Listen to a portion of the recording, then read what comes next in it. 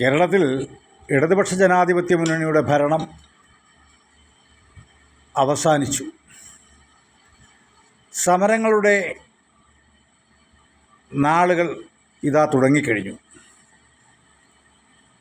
SFI എന്ന കുട്ടിക്കുരങ്ങന്മാരെ സമരരംഗത്തിറങ്ങിക്കൊണ്ട് സമരാഭാസം ആരംഭിക്കുവാൻ CPMന് കഴിഞ്ഞു എന്നതാണ് ഇന്നത്തെ പ്രത്യേകത.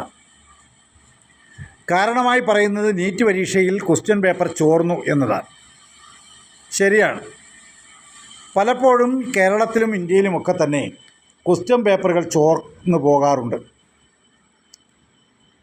എന്നാൽ ഈ ക്വസ്റ്റ്യൻ പേപ്പറുകൾ ചോർന്നു എന്ന് പറഞ്ഞ് സമരം നടത്തുന്ന SFI നേതൃത്വത്തിന് ഈ സമരം നടത്തുവാനുള്ള ധാർമ്മികതയുണ്ടോ എന്ന് അതിൻ്റെ നേതൃത്വം ഒന്ന് പുനഃപരിശോധന നടത്തണം എന്നതാണ് വിനയത്തോടുകൂടി അഭ്യർത്ഥിക്കാനുള്ളത്. പരീക്ഷ എഴുതാതെ പോലീസിൻ്റെ റാങ്ക് ലിസ്റ്റിൽ വന്ന SFI നേതാക്കന്മാർ കേരളത്തിലുണ്ട്. അതുപോലെ തന്നെ SFI നേതാക്കന്മാർ ഒരേ സമയത്ത് 2 യൂണിവേഴ്സിറ്റിയിൽ പഠിച്ചു എന്ന രേഖയുണ്ടാക്കിയ ചരിത്രവും കേരളം കണ്ടു. ഡിഗ്രി ജയിക്കാതെ മാസ്റ്റർ ഡിഗ്രിക്ക് പോയ SFI നേതാക്കന്മാരെയും നമ്മൾ കണ്ടു. വാഴക്കുല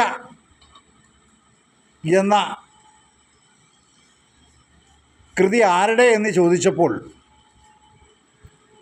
അതുവരെ തെറ്റായി എഴുതിയ ചിന്താ ജെറോമിനെയും നമ്മൾ കണ്ടു. ഭരണമിരിക്കുമ്പോൾ നേതാക്കന്മാരുടെ ഭാര്യമാരും ബന്ധുക്കളുമൊക്കെ യഥേഷ്ടം ഡോക്ടറേറ്റ് കരസ്ഥമാക്കുന്നതും കണ്ടു. പക്ഷേ ഇതൊന്നും SFI നേതാക്കൾ കണ്ടിരുന്നില്ല എന്നത് ഓർക്കണം.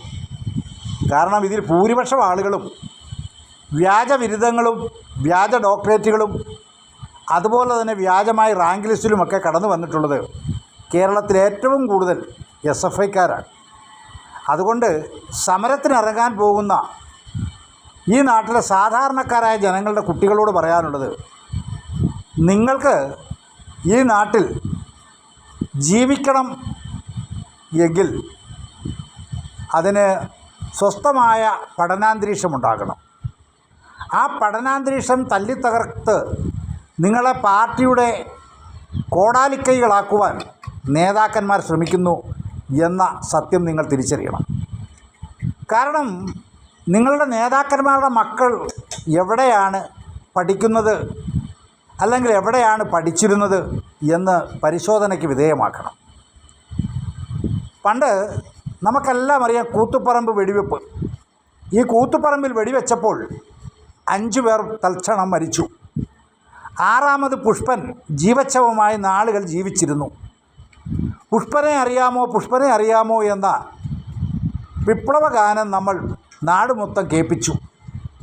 പക്ഷേ പുഷ്പനെ ജീവിച്ചിരിക്കുന്ന രക്തസാക്ഷിയാക്കുവാൻ വേണ്ടിയുള്ള അവസരമുണ്ടാക്കിയത് പണ്ട് സ്വാശ്രയ കോളേജിൻ്റെ പേരിൽ നടത്തിയ SFIക്കാരൻ്റെയും DYFIക്കാരൻ്റെയും മാർക്സിസ്റ്റുകാരൻ്റെയും സമരമായിരുന്നു എന്ന ചരിത്ര സത്യം നമ്മൾ ആരും വിസ്മരിച്ചുകൂടാ. പക്ഷേ അന്ന് പാർട്ടി സെക്രട്ടറി ആയിരുന്ന പിണറായി വിജയൻ അതേ സമയത്ത് തന്നെ സ്വന്തം മക്കളെ പഠിപ്പിച്ചത് മാതാ അമൃതാനന്ദമയി കോളേജിൻ്റെ കോയമ്പത്തൂർ കോളേജിൽ സ്വാശ്രയ കോളേജിലാണ് കമ്പ്യൂട്ടർ എഞ്ചിനീയറിങ്ങിന് വിട്ടത് മോൾ വീണയെ. നിങ്ങൾ തിരിച്ചറിയണം. അതോടൊപ്പം തന്നെ മകനെ വിട്ടത് കേരളത്തിലെ സ്വാശ്രയ കോളേജിൻ്റെ അസോസിയേഷൻ്റെ സംസ്ഥാന സെക്രട്ടറി മിസ്റ്റർ നായരുടെ കോളേജിൽ എറണാകുളത്താണ്. അതോടൊപ്പം തന്നെ നമ്മളൊക്കെ വിപ്ലവത്തിൻ്റെ ശുഭ്രനക്ഷത്രമായി വിശേഷിപ്പിക്കുന്ന VS അച്യുതാനന്ദൻ്റെ മകൻ പഠിച്ചത് TKM എഞ്ചിനീയറിംഗ് കോളേജിൽ മാനേജ്മെൻറ്റ് കോട്ടയിൽ പണം കൊടുക്കാതെയാണ്. ഇപ്പോഴത്തെ മന്ത്രിയായിരുന്ന വ്യവസായ മന്ത്രിയായിരുന്ന രാജീവിൻ്റെ മക്കൾ എവിടെയാണ് പഠിക്കുന്നതെന്ന് മിനിമം SFIക്കാരൻ ഒന്ന് തിരക്കുന്നത് നന്നായിരിക്കും. അദ്ദേഹത്തിൻ്റെ മക്കൾ പഠിക്കുന്നത് ലോക യൂണിവേഴ്സിറ്റികളുമായും ബന്ധപ്പെട്ട് പ്രവർത്തിക്കുന്ന എറണാകുളത്തെ ഏറ്റവും വലിയ സ്വകാര്യ മാനേജ്മെൻറ്റ് സ്കൂളിലാണ്.